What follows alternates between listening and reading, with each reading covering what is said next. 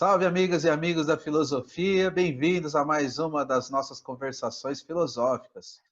Hoje eu vou conversar com o Diego Reis. Faz tempo que eu não vejo ele, já mais quase 3 anos, estava fazendo a conta aqui. É um prazer revê-lo, poder conversar aí com você, saber como é que anda a pesquisa, né? Dar continuidade a uma conversa que a gente tinha, né, há um tempo e agora a gente ficou um tempo sem se ver. Então vai ser muito bom ouvi-lo, né? E agradeço muito sua presença aqui. Já vou te passar a palavra para você contar, primeiro, se você quiser falar da sua trajetória, para quem não te conhece, daí falar dos seus interesses, né? Como é que foi que você chegou na filosofia, os assuntos que você tem trabalhado, que você já trabalhou, e depois a gente continua, vai dando a continuidade aí a partir dos estudos mais recentes. Boa noite, Diego, tudo bom? Boa noite, Caio.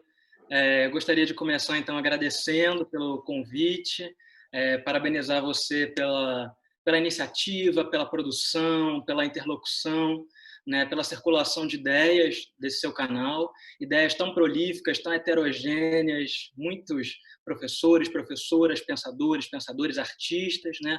Então, nesse momento de isolamento social, é muito bom poder ouvir, né, essas pessoas, ouvir essas falas.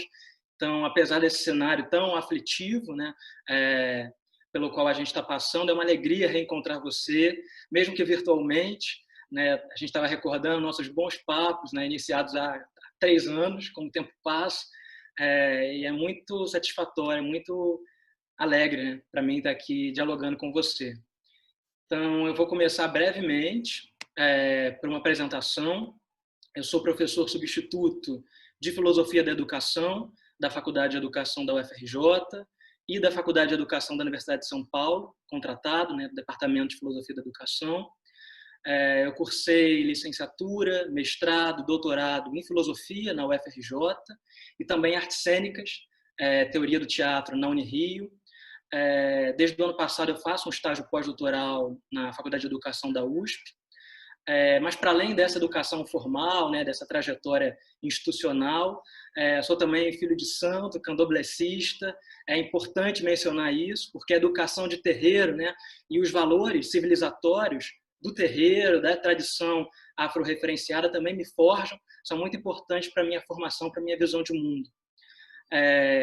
Então, brevemente, no IFIX, no Instituto de Filosofia e Ciências Sociais da UFRJ, eu comecei a desenvolver uma pesquisa acadêmica mais sistemática em 2009, no campo de estudos Foucaultianos, né? Trabalhando, então, naquele momento, sobretudo com a questão da racionalidade de governo neoliberal, né? Tal como Foucault desenvolve a partir do curso de 79, como a gente sabe, né, no Collège de France, que é o nascimento da biopolítica. Então, me interessava, naquele momento, tematizar, problematizar, né, a governamentalidade neoliberal a partir dos impactos dessa tecnologia de governo em dois campos. Então, de um lado, na educação, e de outro, na criminologia, né, na economia das punições. Acabou sendo um pouco os dois eixos, né, que orientaram os meus trabalhos nesse começo de pesquisa. Então, eu me voltei principalmente para o debate, né, acerca da gestão dos ilegalismos, né, da economia das punições, da delinquência, mas tentando recontextualizar esse debate desde o Brasil, né, e o Estado Penal brasileiro. Então, me interessava pensar a partir desse arcabouço teórico, conceitual proposto pelo Foucault, mas pensando também um modelo específico de desenvolvimento desse neoliberalismo e desse Estado penal no Brasil, sobretudo a partir dos anos 90. Né? Então, foi o que eu desenvolvi como pesquisa de mestrado, trazendo ao primeiro plano a crítica às práticas de subjetivação neoliberais, né? E essas categorias mestras, digamos assim, que essas práticas mobilizam, né, essas tecnologias de governo, como o mercado, o ethos empresarial, né, quer dizer, uma cultura do empreendedorismo e das competências, né, expressa num determinado modo de ser, né, segundo o qual, como o Foucault vai aprofundar também, né, o humano se torna um conjunto de capacidades, né, de destrezas, de aptidões com valor de mercado. Né? Ou seja, me interessou discutir o que é esse capital humano, o que é isso, né, a partir do Gary Becker, né, de como ele vai trazer esses apontamentos dialogando com os neoliberais franceses e norte-americanos, o que é isso, o capital humano, né, como algo também que está aí na raiz da instauração de determinadas desigualdades. No doutorado, por sua vez, um pouco deslocando dessa temática que eu desenvolvi no mestrado e deslocando também um pouco o privilégio que eu conferi ao Foucault, né, aos aportes teóricos Foucaultianos, essa caixa de ferramentas que me foi tão útil, né, no mestrado. Meu objetivo passou a ser tratar, inicialmente, isso era o que me mobilizava, né, ainda me mobiliza muito, né, os terrorismos transnacionais, né, das indefinições que estavam ali envolvidas no trato desses terrorismos, né, e nas estratégias políticas que eram mobilizadas no combate ao terror. Ou seja, eu me propus analisar discursivamente a economia discursiva, prática, política, epistêmica, né, disso que é chamado guerra ao terror, né, trazendo para o diálogo também Chomsky, a Butler, né, outros autores contemporâneos. E daí a minha conversa naquele momento com o professor Frederic Roux, porque eu havia lido o livro dele, né, Estados de Violência, ensaio sobre o fim da guerra, e gostado muito, né, me interessei muito pelo modo como ele discutia as mutações históricas do conceito de guerra, como isso justificava as intervenções em determinados estados, né, como estava na raiz hoje nessa política um pouco de levar a paz liberal, democrática aos países do Oriente Médio, né, da África, por exemplo, ou de África, perdão. E fui estudar então com ele em 2017, ano em que nós nos conhecemos, né, justamente. Acabei também trabalhando um pouco com o acervo dos arquivos Foucault na Biblioteca Nacional da França, mas foi alguma coisa um pouco mais pontual, digamos assim, né? Porque, obviamente, como a gente sabe, né, fazendo pesquisa, desenvolvendo um trabalho acadêmico, né, essas encruzilhadas da pesquisa, às vezes, elas nos levam a lugares muito diferentes, né, daqueles que nós imaginaríamos que iríamos chegar, né? Eu me lembro um pouco do Guimarães Rosa, quando está lá no conto A Terceira Margem do Rio, né, quando ele vai dizer justamente que isso é da travessia. Se você está entregue à travessia, a gente vai muitas vezes chegar na terceira margem do rio. É um ponto totalmente outro daquele que a gente havia forjado lá nos objetivos, né, no pré-projeto, o que a gente vai fazer. Que bom, né, sinal de que a tese também modifica, né, nosso modo de pensar, nossas hipóteses, ela tem uma reverberação no que a gente faz. Então, nesse caminho, Caio, me interessou cada vez mais problematizar como os mecanismos jurídico-políticos eram mobilizados, né, na produção contínua de certas razões de emergência, né, no mundo todo, que legitimariam essas intervenções violentas em determinados estados, né? Então, do terrorismo transnacional, onde eu havia começado, para onde eu parei, né, nesse momento, onde eu cheguei, que era problematizar o terrorismo de Estado, houve aí uma inflexão, né? Não era mais o Estado que deveria ou necessitava se resguardar dessa fonte, né, desse terror externo que viria a cometê-lo, mas o Estado quem era o agente, né, dessas violações sistemáticas, né, aos direitos humanos, quem perpetrava e perpetra essas violências, né? Então, especialmente em 2017, 2018, me interessava dialogar, por um lado, com as intervenções federais que estavam em curso no Rio de Janeiro, então, todo um laboratório de experiência, né, de experimento social em torno da segurança pública, né, como é que a gente podia pensar essas intervenções violentas em territórios de favelas, né, como isso legitimava o assassinato em massa de determinados grupos sociais e raciais, né. E, por outro, já também desde nosso doutorado sanduíche na França, né, em pleno estado de emergência, né, desde 2015, por conta dos atentados lá terroristas, né, eu tentei fazer uma etnografia também, né, do que é vivenciar essa emergência, né, o que é pensar as razões de emergência nesses dois estados tão diferentes, né, que é a França de 2017 e o Rio de Janeiro de 2018, 2019, 2017, mas que se aproximavam em muitos pontos, né? E que pontos, né, me perguntava, que pontos eu poderia usar para justamente pensar, propor essa aproximação. Então, eu chamei de governo da emergência, né? Como é que a gente pode analisar esse governo da emergência nesses estados, né? Mas também, né, a partir da própria política interna, enfim, da própria política constitucional, jurídica, né, dos aparatos que eles mobilizavam, né, pensar em estados democráticos de emergência. Como essas razões de emergência elas eram mobilizadas e são, né, no interior, né, justamente do discurso democrático, né, dos dispositivos constitucionais, né, daquilo que o direito permite, né, e que, no entanto, na prática, elas servem para justificar, né, uma reiterada política de extermínio de populações indesejadas. Então, com a devida simulação da legalidade, né, levava-se a cabo essa política sistemática, genocida, assassina por parte do Estado, né, desse terror de Estado. Essas intervenções, então, violentas, elas tinham vários objetivos, um pouco onde eu tentei chegar, né? Quais são as razões que levavam a essas intervenções.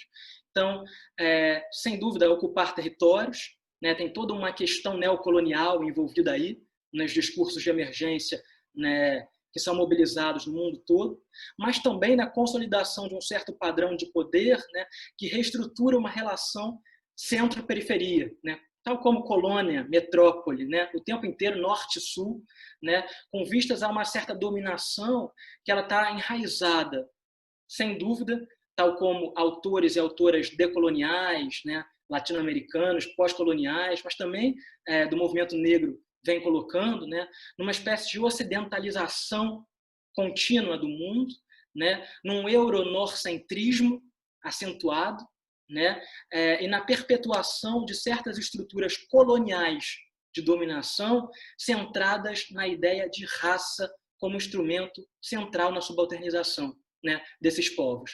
Então, houve um deslocamento dessa pesquisa, né, e eu passei a pautá-la a partir, né, desse diálogo crítico com a ideia da construção do inimigo racial. Então, o inimigo racializado, o criminoso racializado, o terrorista racializado, a gente vê como isso era frequente, né, nos jornais, nos textos, nos dispositivos legislativos, né, jurídicos, constitucionais, o que estava sendo discutido ali, né, todo momento era uma certa roupagem racializada, né, uma certa abordagem racializada, quando tratava-se de tipificar quem eram esses criminosos, quem eram esses terroristas, né? Então, eu acabei caminhando um pouco, né, para os estudos da crítica à colonialidade, né, e nesse recorte racial que atravessou todo o trabalho, né? Esse giro decolonial, de algum modo, foi muito importante para mim, não só para a pesquisa, não só para a tese, né, mas se materializou numa experiência formativa, sem dúvida. Para mim, uma experiência de reenquadramento do olhar, né, um exercício filosófico, indissociável dos nossos corpos, do nosso sotaque, né, do sul, né, do nosso tempo. Então, nesse itinerário formativo, eu destacaria, assim, sobretudo, né, o encontro, os diálogos com Achille Mbembe, né? Um autor, pensador, politicólogo, ensaísta, camaronês, talvez um dos pensadores mais importantes da contemporaneidade, né? Que contribuiu muitíssimo para que eu conseguisse traçar um pouco esse diagnóstico do nosso presente histórico, para usar uma categoria do Foucault também, né?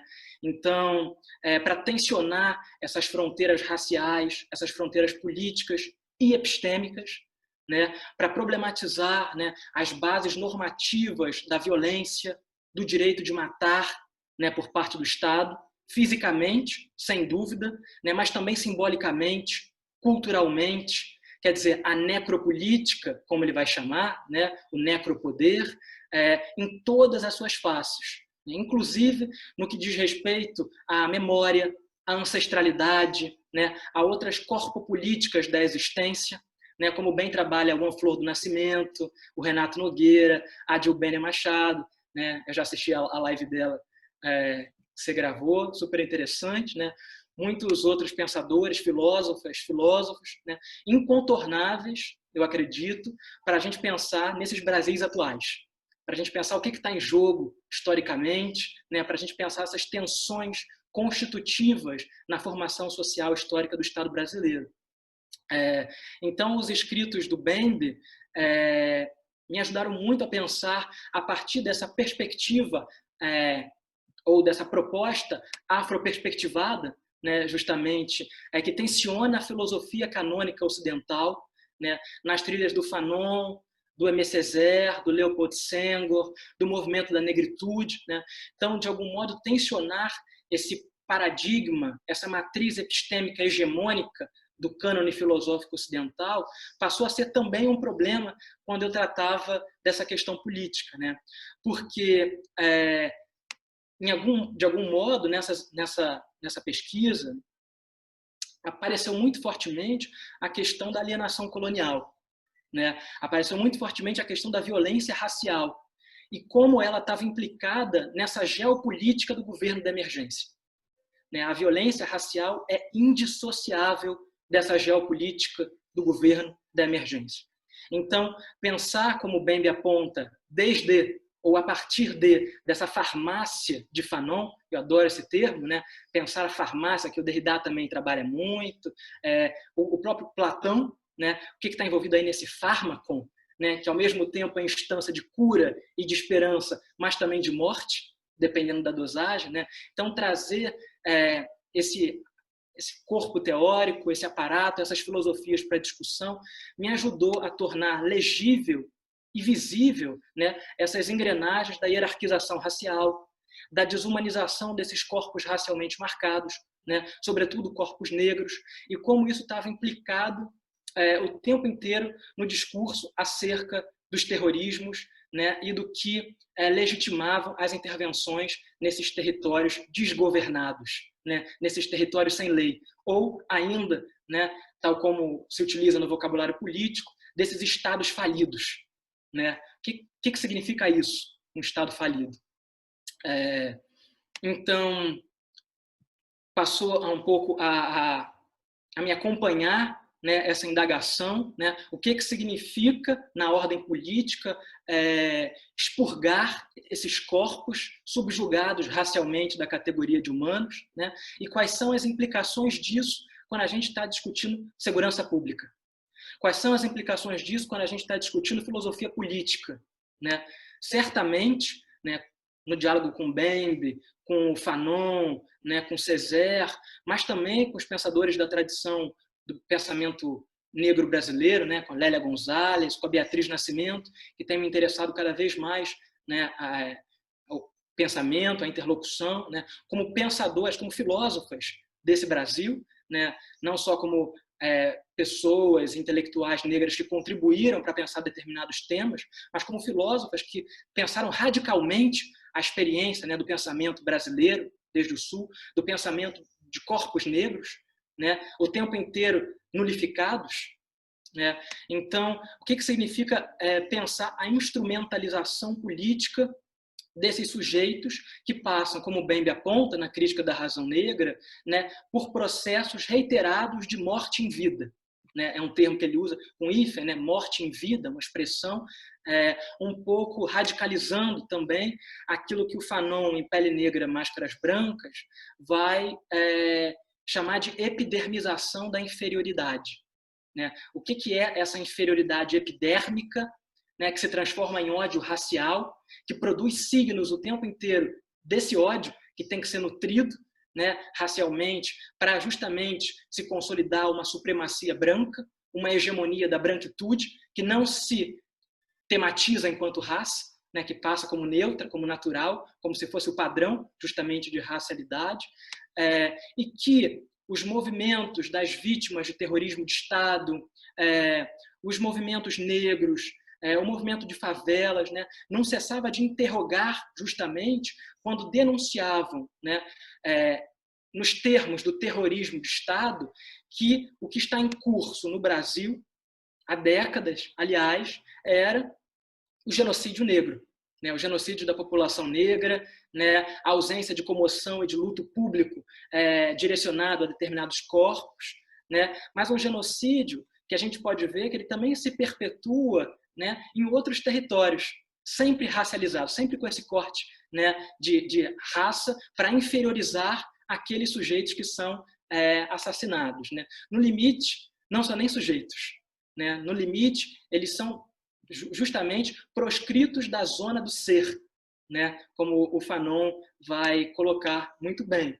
Então, o que é isso que naturaliza rotina de violência policial, que fundamenta a suspeita, né, relacionada a determinados sujeitos tipificados como criminosos de antemão, né, ou mesmo aí no que se um pouco circula nos termos de pretenso envolvimento com crime, né, e que justamente são razões utilizadas para justificar, né, o assassinato desses grupos.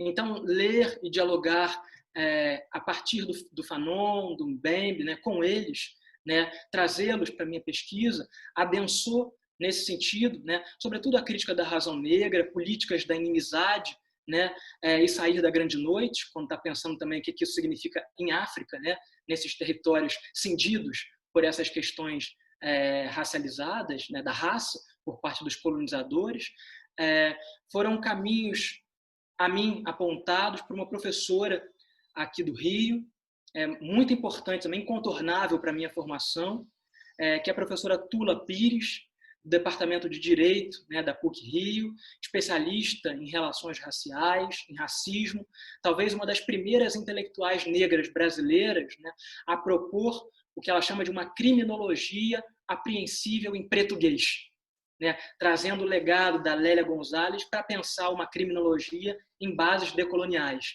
Né? O que significa trazer isso para pensar uma criminologia crítica, né, desde início, desde antemão, que trate de temas da segurança, do terror e do terrorismo, né, a partir da experiência da zona do não ser.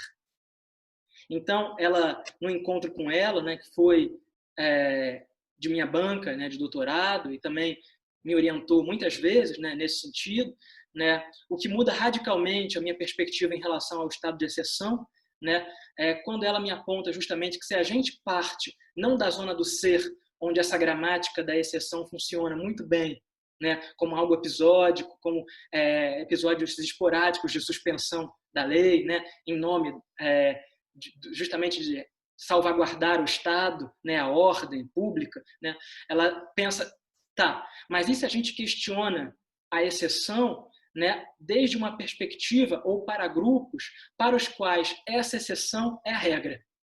Então, se a gente parte da zona do não ser, essa gramática política mais, digamos, mais utilizada, né, essa mainstream, digamos assim, ela parece que ela fica um pouco comprometida, né? Então, se a gente vai analisar o estado democrático da emergência a partir da zona do não ser, né, como esses estados contemporâneos, utilizando essas medidas excepcionais em nome do controle da emergência, né, muitas vezes eles não levam em consideração, né, o direito desses sujeitos de direito, né? O que isso significa nessa conjuntura? Mais ainda, se a gente pensa não no Estado de Direito, né, mas nesse Estado de direita, de graça, né, nos últimos tempos, em diversos países da América Latina, enfim, do Norte também, né, mas o que isso significa quando, enfim, esse conservadorismo, esse ultraconservadorismo, ou essas expressões de direita mais conservadoras, estão forjando o tempo inteiro oposições binárias, dicotômicas, né, ficcionalizando esse inimigo para justamente justificar esse processo de desumanização, de assassínio, né, que possibilita, então, que esses crimes cometidos por parte do Estado sejam, então, perdoados, esquecidos, né, não considerados sequer como crimes. Então, nessa discussão em torno da segurança pública, né, o que a gente um pouco concluiu é que a proteção de um determinado coletivo, de um determinado grupo, né, muitas vezes ela exige ou ela faz com que a questão da segurança pública seja tratada como insegurança pública, né? A violência como norma e não como algo episódico para esses grupos que são identificados, corporificados, né, racialmente como ameaça, ela talvez seja, né, ela promova uma outra gramática da segurança, né?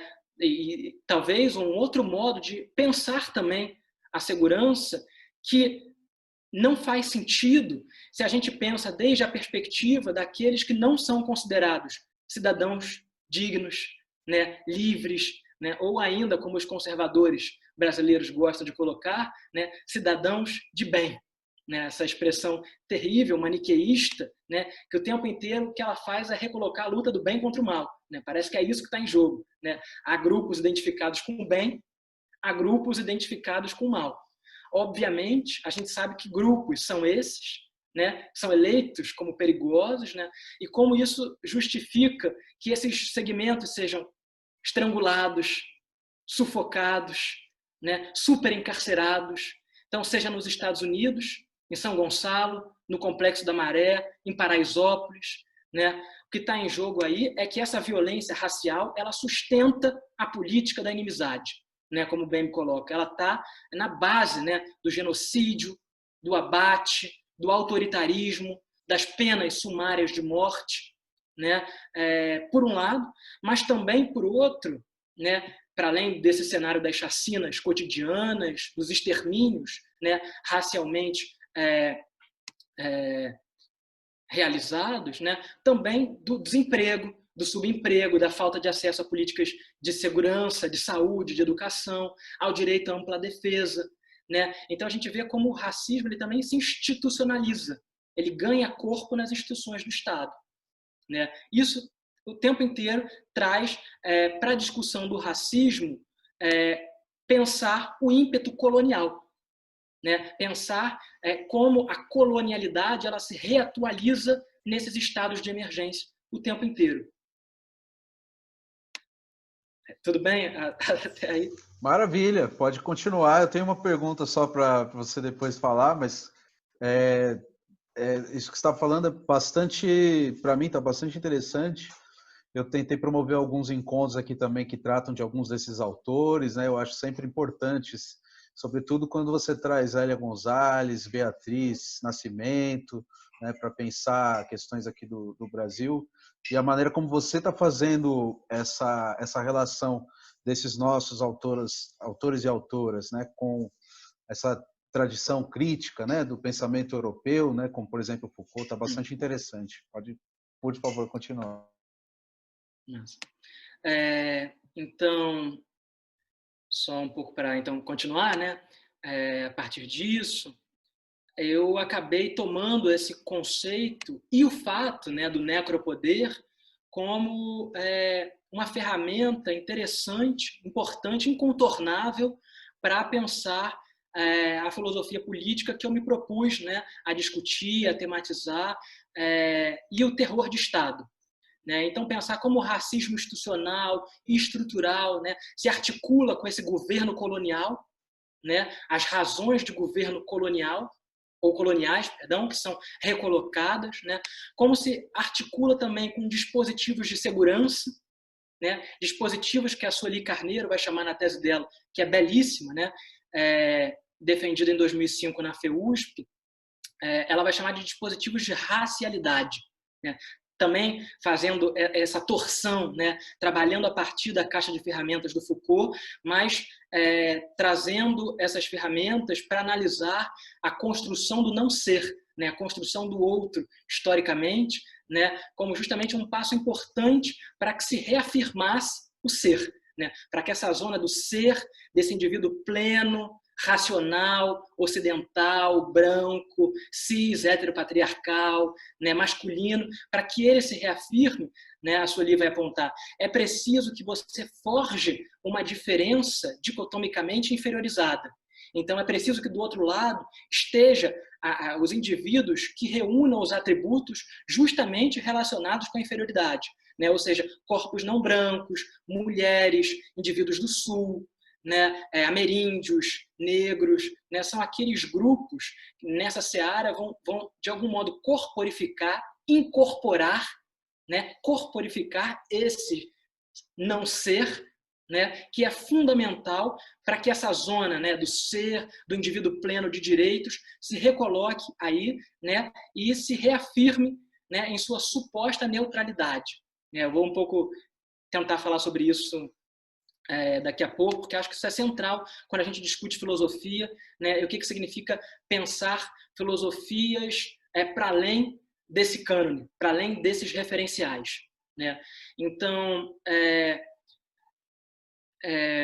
a partir do Bembe, né, e da necropoder e da necropolítica, eu consegui talvez rastrear, digamos assim, o conceito-chave que me permitiu pensar, problematizar, né, criticar a um só tempo tanto esse genocídio da juventude negra brasileira, por exemplo, né, esse genocídio em contínua expansão, infelizmente, né, mas também, né, a morte, por exemplo, dos estrangeiros nas fronteiras internacionais, né, a morte dos refugiados em mares internacionais, contra todo o arcabouço, contra tudo que é defendido pelo direito internacional dos direitos humanos, né, esses indivíduos compreendidos como não seres, como não sujeitos, né, indivíduos, obviamente, vindos de África, vindo do Oriente Médio, né, então geopoliticamente situados, né, como isso justificava, então, esse deixar morrer em mares internacionais,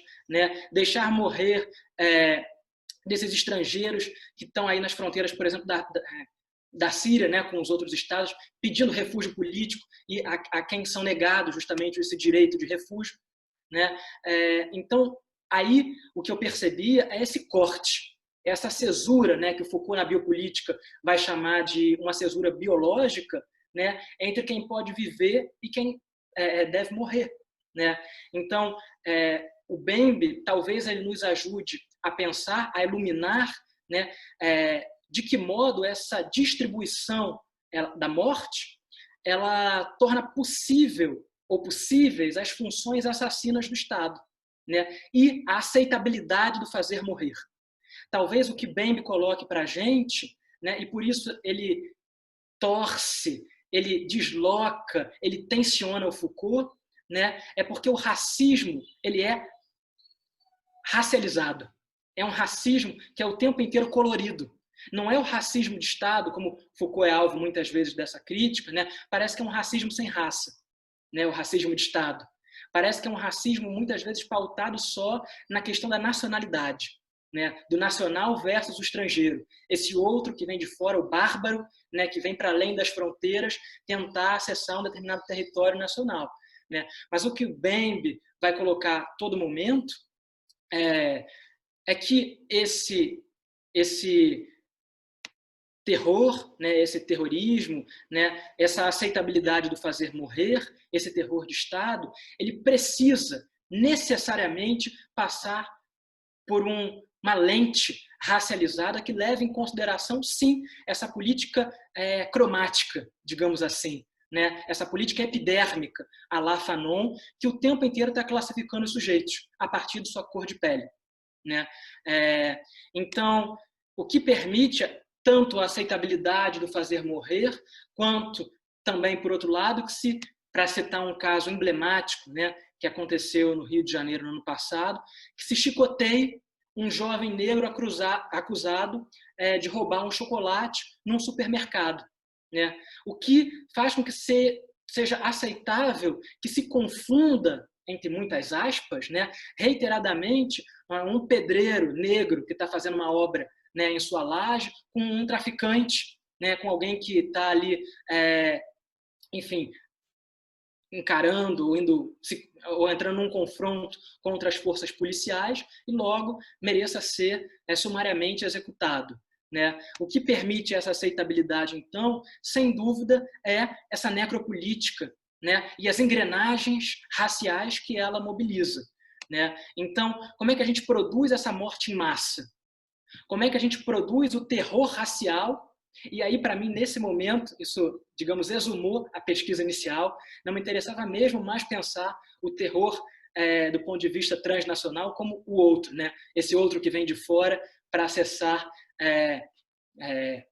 para invadir as fronteiras internas de um determinado país e cometer certos atentados, infundindo terror ou pânico, que é justamente essa descrição, né? É a definição, digamos assim, mais aceitável do terrorismo, né? Mas eu passei a analisar o tempo inteiro, ou desde o início, né? Reformulando, inclusive, as hipóteses iniciais, reescrevendo a tese, né? Calcando a partir do terror racial, né? O terror racial em zonas, em enclaves, né? Onde o assassinato sumário está ou estaria autorizado, né?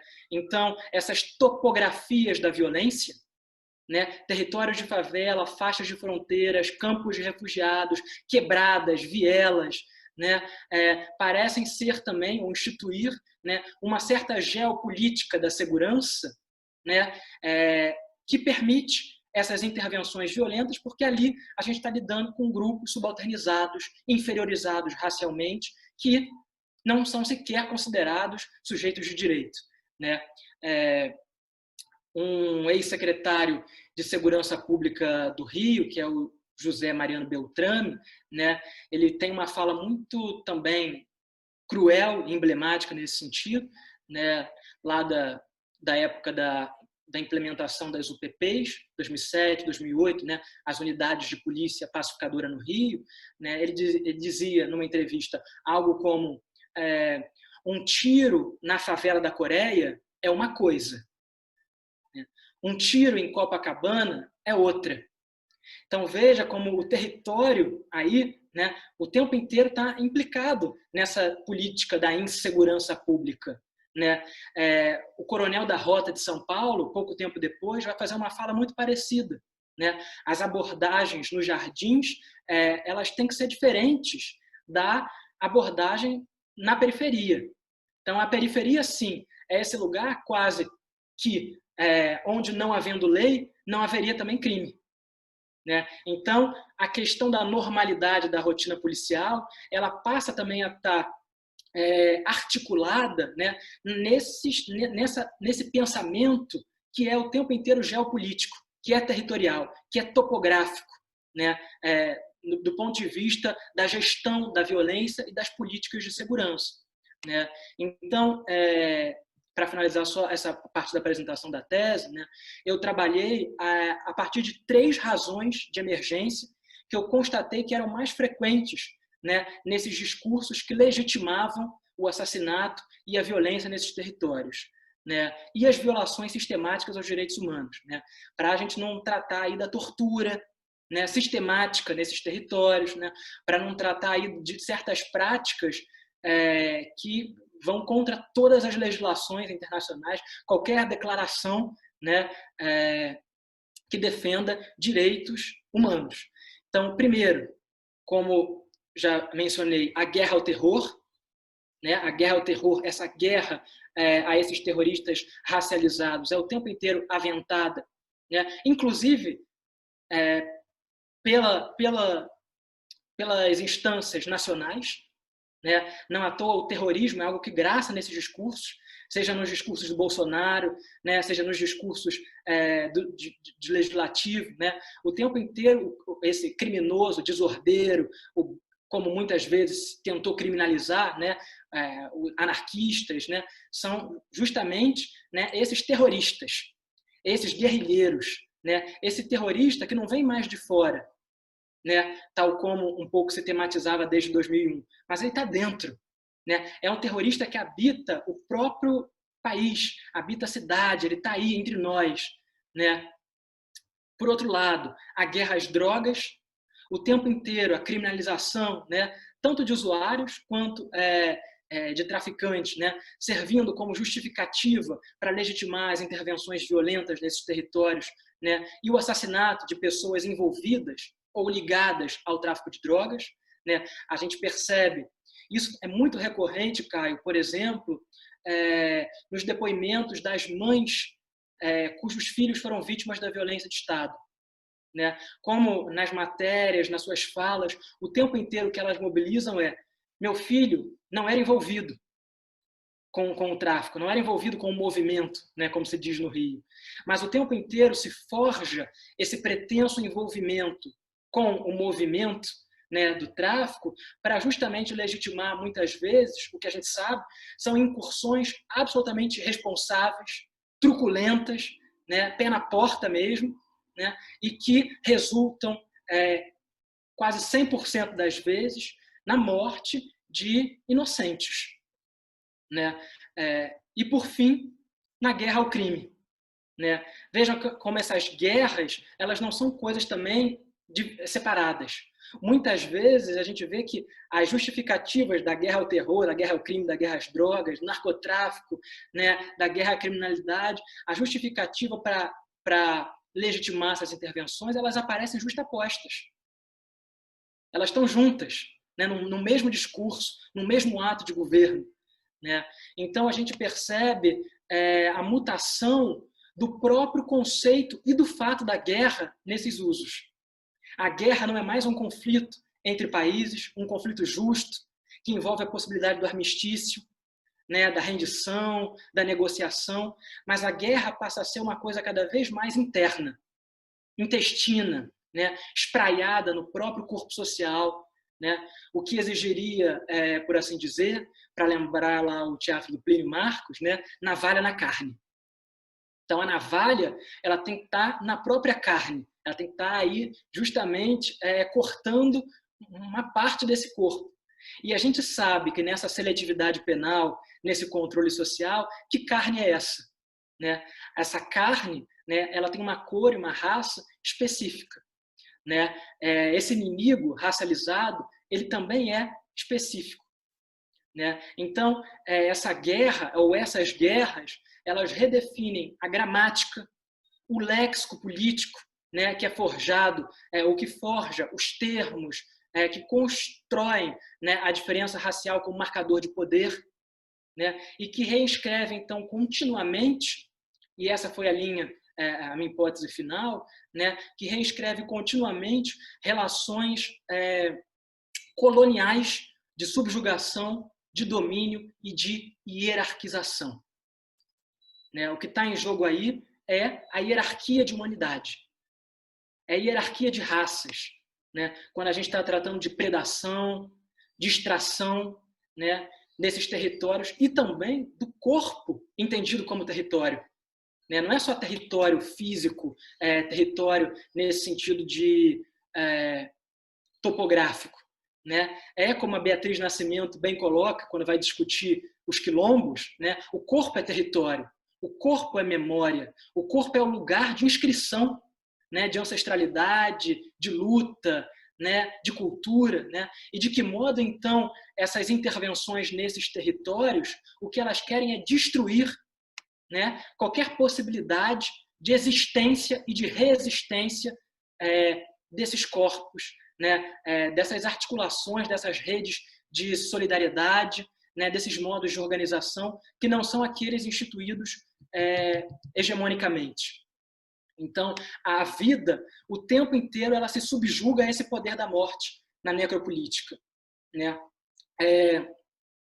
O que é interessante é que quando a gente está discutindo a filosofia política contemporânea, o que, se a gente é poroso, né, e se a gente escuta essa crítica com atenção e compreende, né, o que ela implica, né, o que está em jogo aí é uma reconfiguração profunda, inclusive das relações de resistência, né, e de terror nessas sociedades contemporâneas. Né. Desde o ano passado para cá, eu achei muito interessante que o Bembe passou a usar o conceito de necroliberalismo. Então, para mim, de algum modo, foi assim um bálsamo, né?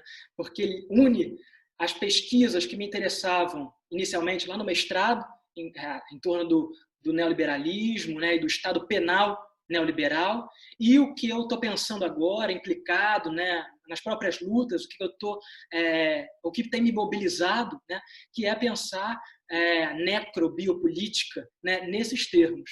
Então, o que o Bembe está também tentando fazer, em escritos como o que ele tem elaborado, inclusive num livro que saiu há 2 meses, né, na França, é o último livro do Bembe, que é intitulado Brutalismo, né, Brutalismo, ainda sem tradução, né, ele está justamente levando a cabo o que em Políticas da Inimizade, que é de 2017, ele já desenvolvia, de algum modo, né, que é pensar como essas políticas da morte, né, elas fazem unir, por um lado, essa razão necropolítica, né, de Estado, e, por outro, o neoliberalismo. Por quê? Né, porque essa força policial, penal, né, do neoliberalismo, ela atua o tempo inteiro também aniquilando aqueles que não são úteis ao sistema.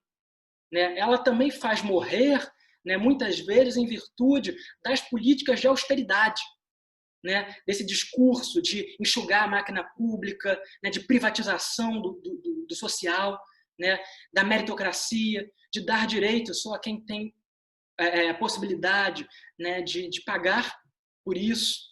Né? Então, como reduz o social ao âmbito mercadológico, ao âmbito privatizado, né, em nome desse suposto bom funcionamento da economia. Então, a gente vê que a economia penal ela se une a essa economia social, né, a essa economia no sentido mais alargado, né, e passa a ditar as razões, muitas vezes, de possibilidade de sobrevivência de determinados grupos. Né? Então, para citar um exemplo, né, em pleno contexto epidêmico no Brasil, a gente tem uma parcela da população, sobretudo a mais periférica, né, que experimenta historicamente, socialmente, os efeitos mais perversos, né, mais nefastos desse racismo estrutural, desse racismo ambiental, no momento, inclusive, de pandemia. Né? Então, nesse sentido, o vírus, né, não tem nada de democrático. Nada, absolutamente nada. Né? As chances de viver ou morrer, né, elas são aumentadas, alargadas ou estreitadas, né, se pensadas, se relacionadas a determinados grupos, racialmente e socialmente marcados. Né? Então, enquanto o governo se preocupa com a abertura irresponsável da economia, né, essas pessoas ainda se perguntam, né, isso é racismo ambiental, né, como lavar as mãos se não cai água todo dia na comunidade. Né? Como é que se mantém isolamento se a gente sabe, né, a última pesquisa de 2019 de domicílios do IBGE aponta isso com muita perspicácia, né, com muito interesse, né? Como é que a gente está querendo que as pessoas se mantenham em isolamento se numa habitação de 20 metros quadrados moram 5 pessoas? Né? Se em mais de 7% dos domicílios brasileiros não há sequer banheiro que seja específico para o uso das pessoas que habitam naquela residência. Então, são banheiros compartilhados. Né? É claro que a gente está tratando de uma necropolítica aí. Né? Uma necropolítica institucional, é bom dizer isso. Né? Institucionalizada. Seja quando ela atua por seus braços policiais, os braços armados do Estado, seja pela omissão deliberada desse mesmo Estado quando deixa morrer esses grupos mais vulneráveis, né, ou vulnerabilizados, né, pela ausência de políticas públicas, né, quando justamente opera as engrenagens desse sistema que, historicamente, tem matado grupos, segmentos negros, né, pobres e periféricos nesse Brasil. Maravilha, Diego. Eu acho que você coloca questões que são as mais atuais, as mais relevantes para pensar hoje, nessa questão do racismo. Né? A gente tem visto, inclusive, alguns intelectuais importantes que têm aparecido, isso é muito bom. Né? Me parece que a pandemia está colocando isso de maneira mais clara, né, para todo mundo, né? Essa vulnerabilidade das pessoas enfim, eu diria 3 questões, né? A raça, classe e gênero, né? Também a questão de gênero aparece, né? A violência doméstica, aumento, e tudo isso. Então, a sua fala eu achei extremamente importante, e a maneira como você articula também tudo isso e atualiza para pensar o Brasil também. Uma das falas das que eu tenho ouvido sobre isso mais interessantes, né, que fala sobre esses assuntos, especificamente esses 2 conceitos, né, que você começou falando e você terminou falando de novo depois de ter feito sua exposição, que são os conceitos de neoliberalismo e de necropolítica, né? Sim. E eu acrescentaria, né, até se você quiser falar um pouquinho disso, 2 coisas que eu queria falar. A primeira é que a necropolítica é uma racionalidade, né? Não é um irracional. Ela pode ser irracional se você tiver como paradigma outra forma de racionalidade, democrática, inclusiva, e dizer que isso é a racionalidade. Aí sim ela parece como algo irracional, mas se a gente pensar que ela tem uma lógica, que ela tem um método e que ela tem um objetivo, então ela é também uma racionalidade, né?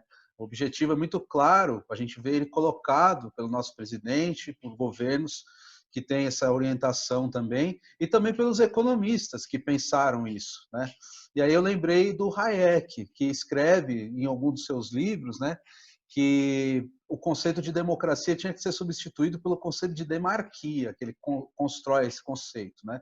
Que seria a implantação pelo Estado da liberdade econômica, enquanto que a democracia ela impediria a liberdade econômica. Então, por isso, ela, na verdade, na mentalidade dele, na racionalidade dele, que é um dos grandes autores do neoliberalismo, né, como teoria política econômica, seria menos democrático, né? E isso, de fato, foi implantado pela primeira vez no Chile, né? E ele viu com bastante entusiasmo, de fato, essa implantação. Inclusive, todos se lembram que a entrevista dele no Chile, ele diz que, por um lado, era ruim, né, que tivesse acontecido daquele modo, né, a ditadura, mas, por outro lado, era bom que enfim, a gente ia ter um país com uma liberdade econômica efetiva, né? Lá no Chile dos anos 70, e ele dizia que o Allende que era o antidemocrático, né? Uhum. Então, acho muito importante isso que você traz também, que é uma coisa que o Foucault já dizia, o Dardot e o Laval dizem também, né? Até o título do livro deles, Nova Razão no Mundo, pensar o neoliberalismo como uma racionalidade. Acho que isso ajuda a entender várias coisas do que aquela crítica ingênua, né, de que iluminando a melhor, né, o que está acontecendo, a gente vai melhor combater, né? Quando, na verdade, eles sabem muito bem o que está acontecendo e tem um método e um objetivo muito bem definidos. E estão implantando isso, né, às claras, né? Eles não escondem o que está acontecendo. Então, acho muito importante a maneira como você traz. E a segunda questão... Pode falar. Só para comentar um pouco isso, você falou que é muito importante, de fato, né? Sua fala é muitíssimo relevante nesse sentido, para que, por um lado, não se recaia, né, um pouco numa crítica ingênua, achando que isso é ilógico ou que é uma consequência de um certo sistema que precisa estar estruturado assim para funcionar bem, né? Justamente o que esses autores e autoras estão trazendo para a gente é que isso, além de racionalidade deliberada, né, de governo, é uma tecnologia, talvez das mais avançadas, né, que justamente permitem que essas técnicas difusas sejam implementadas, sejam colocadas em jogo como se fossem mecanismos naturais, como se fossem parte justamente do modo de funcionamento, né, das economias mundiais, desse sistema mundo,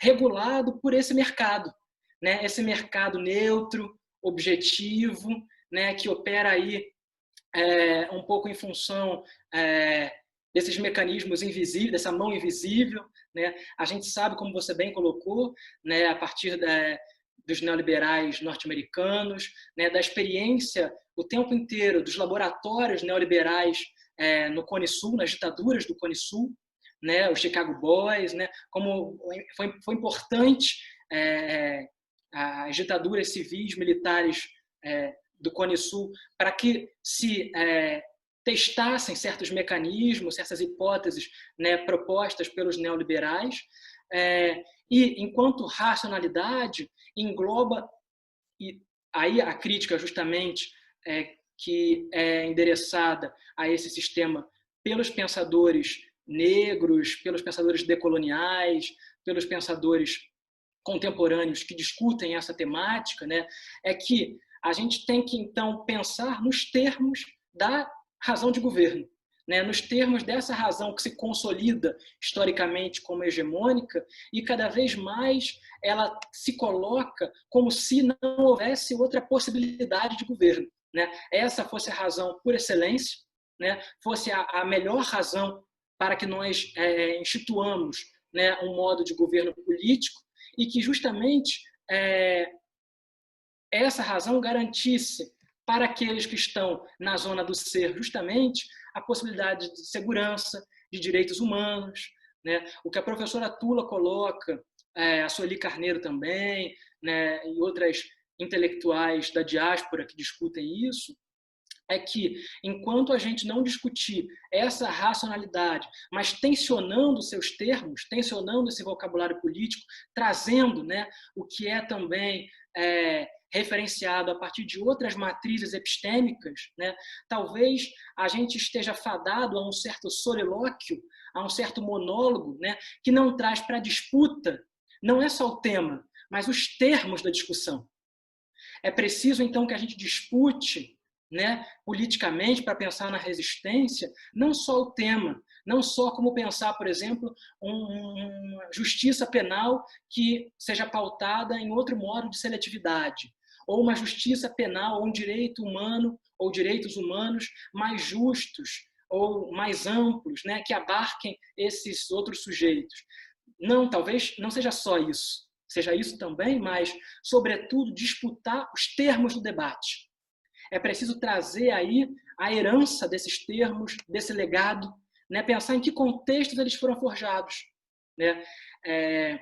Nesse sentido, o Walter Mignolo, o Aníbal Quirrano, a Catherine Walsh, a Zuma Palermo, o Henrique do Céu, eles nos ajudam muito, né, nos termos, nas discussões levadas a cabo pelo pensamento decolonial, porque o que eles estão pensando se a gente tem que situar geopoliticamente o pensamento, a produção epistêmica, né, e pensar o lugar de enunciação, né, o lugar de produção, né, desse pensamento, né, o tempo inteiro o que atravessam esses saberes, essas práticas políticas, né, esse arcabouço teórico, é um determinado contexto, né, no qual eles foram forjados. Será que, por exemplo, né, o conceito e o fato da democracia, tal como foi forjada, ou da igualdade, né, pela Revolução Francesa, né, do século XVIII, serve para a gente analisar, né, a realidade do sistema mundo moderno colonial do Sul?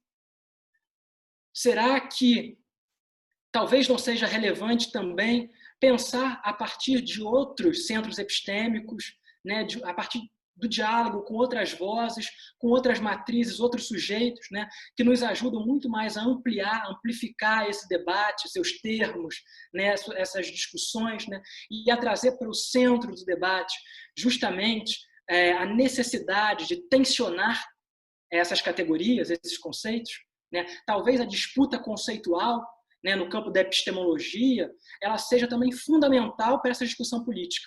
Talvez não, né? Com certeza. Né? Não tem como a gente fazer filosofia política nesses termos sem pensar as implicações epistemológicas, ontológicas que estão envolvidas aí nessas categorizações, né? Ou seja, o Fanon aponta muito bem para isso, né, quando ele vai lá construir a hipótese colonial, né? Se a gente está pensando o que está em jogo no colonialismo, né, o que está em jogo na invenção histórica do racismo, né, e como ele forja certas assimetrias das relações de poder ou nas relações de poder, né, é preciso a gente pensar também, né, como esses termos, a invenção do negro, né, da raça nesse sentido, né, socialmente mobilizada, né, ela foi fundamental, mas ela foi colocada aí em cena não a partir da experiência vivida dos sujeitos, não a partir da experiência vivida desses sujeitos apagados, nulificados, silenciados, né, historicamente, né, culturalmente, mas a partir justamente daqueles que necessitaram ou necessitavam forjar esse duplo, né, esse fantasma, né, esse outro como diferença desigual, justamente para forjar também, né, aquilo que é concebido como cânone, aquilo que é concebido como referencial. Né? Então, não há diferença desigual nesse sentido se a gente não coloca em questão a referência. Né? Que referências são essas? Não há diferença ou políticas da diferença se a gente não pensa, né, que constelações são essas que elas mobilizam também em termos de identidade e de diferença, e de outro, né, alteridade. Né? O que está em jogo aí nessas repercussões, né, que são legados também do colonialismo, né, da colonialidade, para usar o termo do Quijano, né, que perdura para além da ocupação colonial. Né? O Aníbal Quijano, pensador peruano, falecido há 2 anos, ele vai propor uma inflexão muito interessante, né, uma diferenciação entre colonialismo e colonialidade, né, para justamente pensar como os efeitos da colonização eles perduram para além das ocupações territoriais.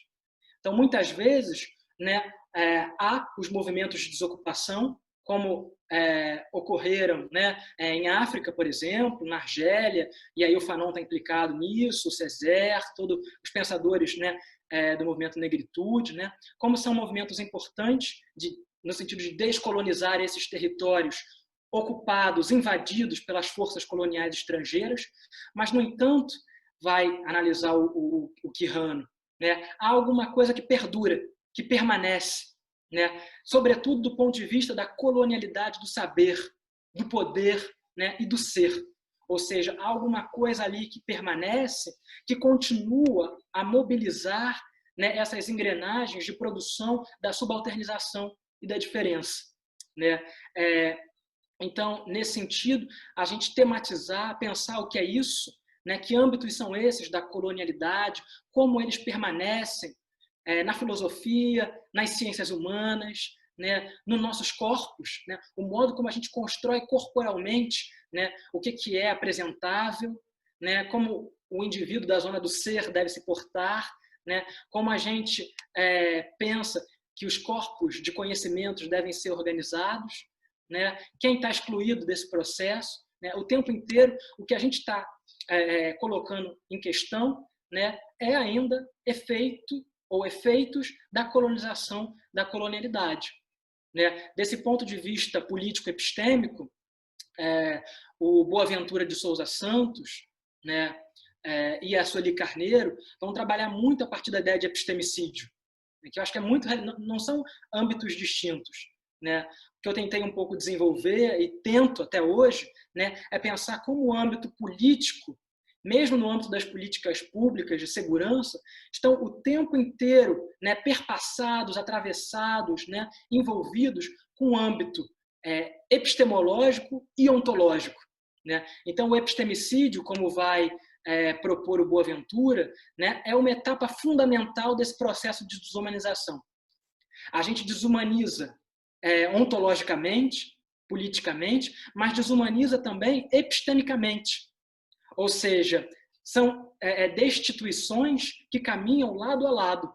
Né? Então, a gente diz, por um lado, que esses sujeitos eles não são capazes de produzir saberes válidos, legítimos, não são capazes de produzir conhecimentos, né? E são destituídos, por outro lado, né, de autonomia, de agência, né, de humanidade. Eles são fadados, aí, para usar o termo kantiano, né, à heteronomia perpétua, permanente. Né? A esses grupos não existe possibilidade, nesse pensamento racista, né, de, entre muitas aspas, esclarecimento.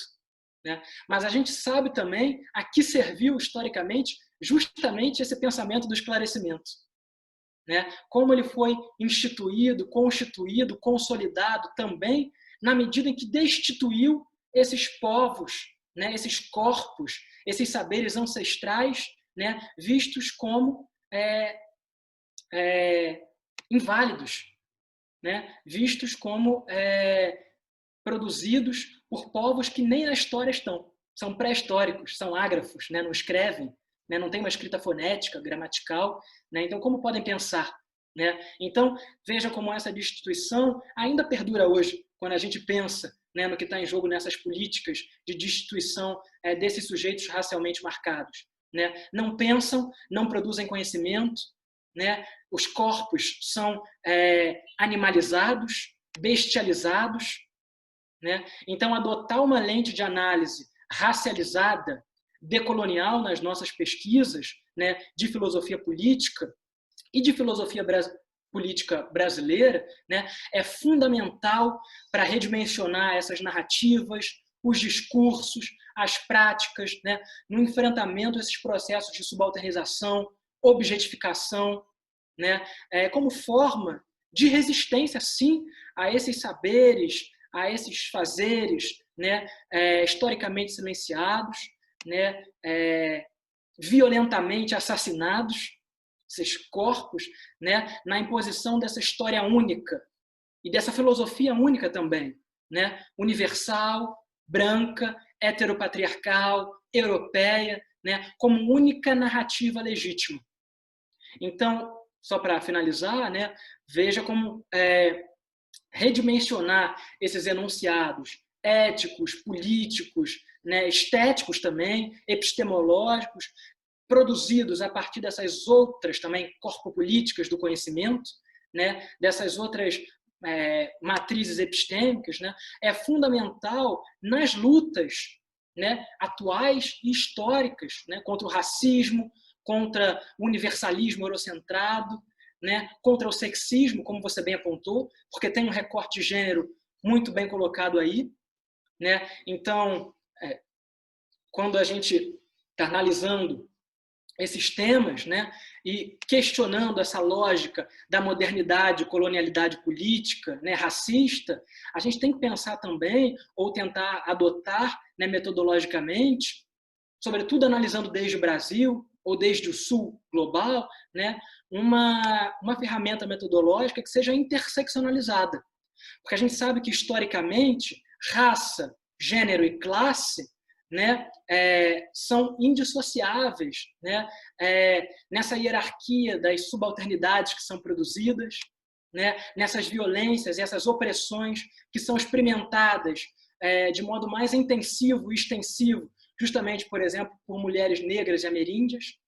Né? Então, veja como o corte de gênero também é importante nessas análises. Né? Não à toa, o que esses decoloniais vão trazer para o debate, né? Eu penso sobretudo na Maria Lugones, é que, se por um lado a raça e o racismo, né, são instrumentos importantes inventados nesse momento do século XV, XVI das invasões coloniais, o gênero, tal como a gente conhece, né, no Ocidente, né, no modo como ele foi instituído, nessas hierarquias, nessas assimetrias entre masculino e feminino, né, ele também é uma invenção colonial.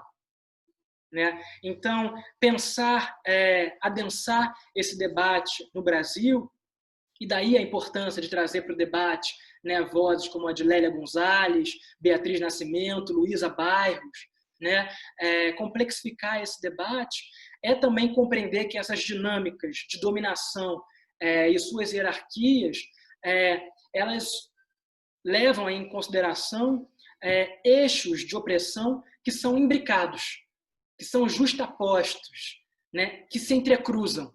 Né? Racismo, classismo, sexismo, violências correlatas relacionadas à sexualidade, né?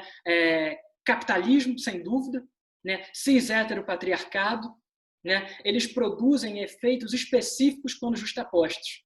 Então, uma coisa é tomar só o corte de raça, só o corte de classe, só o corte de gênero. Outra coisa é imbricar, né? Justapor esses três recortes. Né, as melhores abordagens, mais densas, mais complexas, que têm sido realizadas, né, que têm sido produzidas hoje, elas partem dessa perspectiva interseccionalizada. Né, tal como a própria Angela Davis vem discutindo já a longa data, né? Esse sistema, né, de estratificação racial, social e de gênero, né, o tempo inteiro o que ele faz é transformar as diferenças em desigualdades. Então, é preciso, para a gente questionar radicalmente essa lógica que sustenta os pactos narcísicos da branquitude, né, o conceito forjado pela Cida Bento, né, para questionar esse pacto narcísico do racismo, da branquitude, né, é preciso questionar também, né, o que sustenta os pactos do heteropatriarcado, né, os pactos hegemônicos que, de alguma forma, são sustentados por esses polos, né, branquitude, Ocidente, Europa, patriarcado, polos que, como já apontei anteriormente, são tomados como referenciais neutros, inquestionados, né, paradigmáticos, digamos assim. Então, a partir dos quais só os sujeitos historicamente inferiorizados devem questionar as suas identidades e as razões das violências históricas a que foram alvos. Então, talvez a grande virada nos últimos anos, proposta muito pelo movimento negro também, né, pelo movimento de mulheres, né, tenha sido justamente essa. Sim, a gente está questionando o que é negritude, está questionando o que é feminismo, né, historicamente, as mulheres desses movimentos, mas também é preciso que essas pessoas que estão na zona do ser, né, nessa zona de conforto, experimentando os privilégios, né, digamos assim, beneficiários desses pactos, né, é preciso que essas pessoas questionem também, né, o que significa a branquitude como raça, né? Não é só a negritude, o negro, que é tomado como raça, mas a branquitude também. O que significa pensar não só o feminino e o feminismo, mas a masculinidade. Né? A masculinidade tóxica, os privilégios que são historicamente conferidos aos homens cis, né? Especialmente. Né? Então, o que está aí em jogo nisso? Então, tensionar esses sistemas de oposição binárias, esses centros que organizam os discursos, né, as práticas sociais, as práticas políticas, os discursos de segurança pública, os discursos dos direitos humanos, né, significa colocar em xeque também e, sobretudo, as veias abertas, né, para usar o termo do Galeano, né, as veias abertas desses Brasis contemporâneos, né, ou ainda, como a Lélia vai chamar, né, dessa Améfrica Ladina, né, dessa América que reiteradamente proscreveu, retirou de seu legado, né, as contribuições, né, a força material, epistêmica, né, dos segmentos negros, né, ameríndios. Né? Então, essa Améfrica Ladina, né, que não cessa, a gente poderia dizer, de nos questionar todos os dias. Então, é isso que tem me interessado pensar. Ultimamente, no campo da educação, né, pensando como isso se materializa nos currículos, na possibilidade de repensar o currículo de filosofia também, nesses diálogos interepistêmicos, interculturais, pluriculturais, né, pensar em valores afro-referenciados no ensino de filosofias no plural, aí seguindo as trilhas do que o Renato também desenvolve, do Juan Flor do Nascimento, né, a Dilbênia, o Luiz Freire Dantas, tantos outros pensadores e pensadoras que têm tensionado, digamos, né, esse arcabouço mais canônico, teórico, e pensado outras possibilidades, não só de fazer filosofia, mas também de existir, de resistir e de resistir. Né? O que tem sido muito difícil, né, num país que não cessa de nos desanimar, né, de apresentar razões assim, quase para dizer não, nada vai dar certo, não sejam otimistas. Né? Mas acho que o que a gente está tentando fazer aqui na filosofia pensada desde o Brasil, né, é também forjar saídas, né, forjar tecnologias, técnicas, possibilidades. Né, e eu gosto de usar o termo forjar, né? Forjar, que é também do vocabulário, né, da tecnologia ancestral iorubá, né, forjar, forja de Ogum, né, que vai lá produzir instrumentos, né, para justamente guerrear. Né? Ele produz esses instrumentos, ele forja esses instrumentos justamente para a guerra. Então, essa guerra que, para fechar a minha fala, né, não deixou e não deixa de me perseguir, né, do ponto de vista conceitual, teórico, político, né, o que é essa guerra, o que tem sido, né, e o que ela tem legitimado. Maravilha, Diego. Você me fez pensar aqui numa outra divindade que eu penso muito, que é Xoroquê, que é um híbrido, né? De Ogum com Exu, que eu tenho pensado muito nos territórios digitais e nessas guerrilhas que se podem estabelecer a partir da comunicação desse mundo digital, que é um território inimigo, ninguém pode negar, mas que a gente pode invadir também e utilizar para que eles se desterritorializem em lutas concretas, né? Pelo menos é o que eu tento promover aqui com essas conversações filosóficas. Diego, eu tinha mais...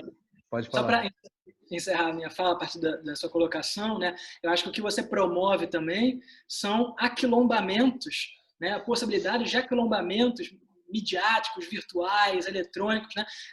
Também perscrutando as possibilidades pelas redes virtuais, redes de sociabilidade, de troca, de conversação, né? Isso não deixa de ser, sim, um modo de recolocar, né, e produzir resistências, né? Curto-circuitando também esse sistema, por que não utilizá-lo para pensar, né, essas outras possibilidades de organização, de circulação do conhecimento?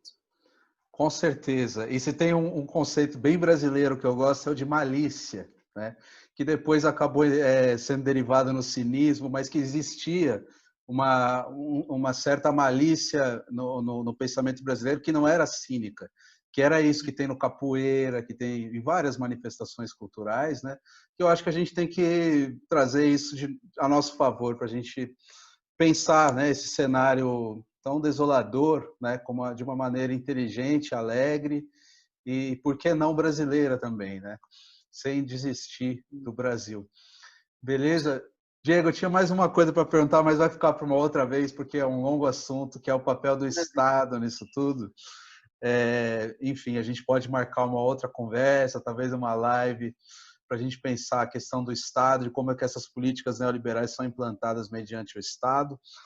Mas eu acho que acabou também você falando disso em vários momentos da sua fala aí, então depois a gente pode ver uma outra data, né, se você tiver disponibilidade, para a gente discutir melhor isso. Mas eu acho que essa conversa aqui já tem bastante coisa aí para o pessoal que assistir pensar, né? Uma porta aí aberta também para o pessoal conhecer a sua pesquisa, né? E eu vou procurar deixar também os links aqui, caso você tenha alguma coisa concluída, que o pessoal quiser ler, puder ler, a gente deixa na descrição do vídeo aqui. E agradeço muito a sua presença, Diego, se você quiser dizer alguma última coisa aí para encerrar. Muito obrigado, Caio, pela oportunidade, por essa conversação, por esse dedo de prosa, né? Eu que agradeço a você, que não deixa de ser também uma dança, não deixa de ser também uma ginga, né? Um gingado, uma troca, pela possibilidade de estar tratando aqui temas tão urgentes, justamente, e que essas portas sejam abertas, que a gente discuta mais esses temas, né? Que abram caminhos e possibilidades como encruzilhadas, né? Como encruzilhadas filosóficas. Eu recomendo a vocês um livro organizado pelo professor Rafael do Aclobo, que acabou de sair também, Encruzilhadas Filosóficas. Acho que a gente tem tentado pensar um pouco isso também, ou a partir disso, na UFRJ, o laboratório coordenado por ele, Laboratório X de Encruzilhadas Filosóficas, e que essas conversações sejam cada vez mais frequentes e promovam novas possibilidades de aquilombamento, de resistência, né, de outras filosofias. Muito obrigado, Caio. Obrigado mesmo. Um abraço. Até mais, Diego. Eu que agradeço, e vocês que assistiram também agradeço. Não deixem